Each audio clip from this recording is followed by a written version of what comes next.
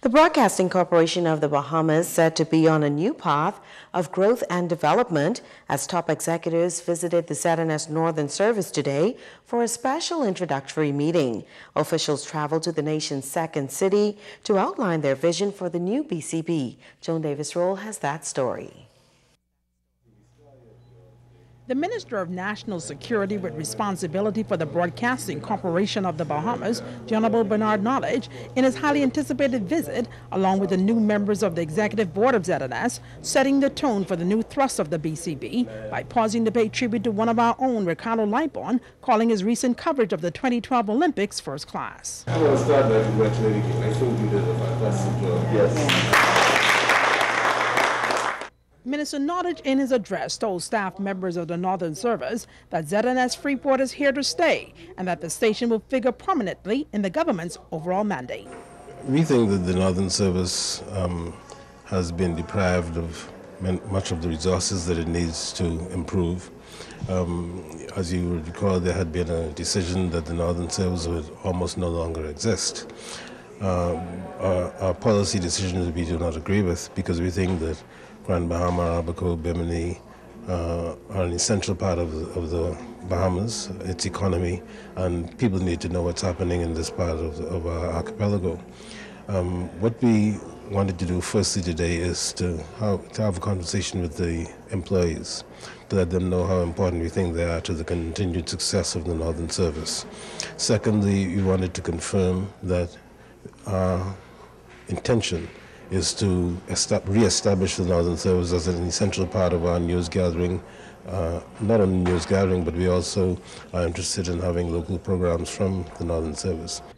The minister's visit coming amidst the commencement of a major restructuring exercise at ZNS in the nation's capital, a process which has sparked allegations of victimization.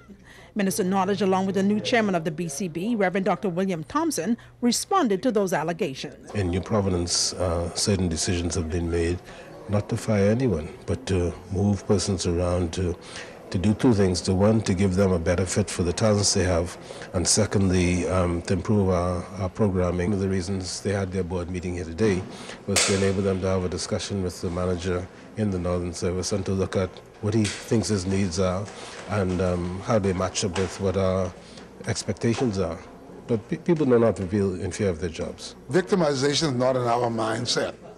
No one at ZNS in Freeport nor in Nassau will lose their job under this board unless they themselves do not wake up to their capabilities or what's expected of them. Reverend Thompson, along with Deputy Chairman, former veteran broadcaster Louis Hanschel, say they are excited about the future of ZNS. ZNS have all kinds of professionals. Matter of fact, the truth is most of the other station professionals came from ZNS. So we have that. What we have to do now, we have to now motivate that and recycle that again to being what it used to be. We're not short of professionals. ZNS has them, like yourself, and so many more. I was privileged to serve as the general manager of the Northern Service for 3 years, from 1978 to 1981. And they were exciting times, and I'm glad to see that some of the persons who I hired are doing well and have blossomed into wonderful broadcasters. You, for instance, Ricardo Lipon, and so many others. Joan Davis-Roll, ZNS News.